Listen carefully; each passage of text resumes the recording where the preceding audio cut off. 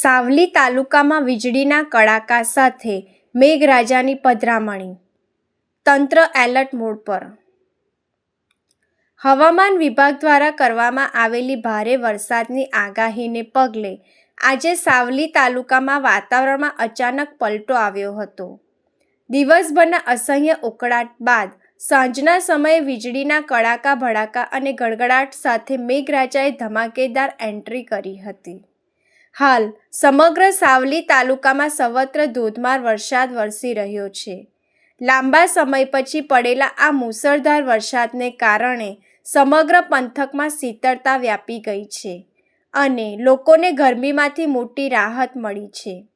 બીજી તરફ હવામાન ખાતાની ભારે વરસાદની આગામી સૂચનાઓએ ગંભીરતાથી લેતા તાલુકાનું વહીવટી તંત્ર તાત્કાલિક એલર્ટ મોડ પર આવી ગયું છે.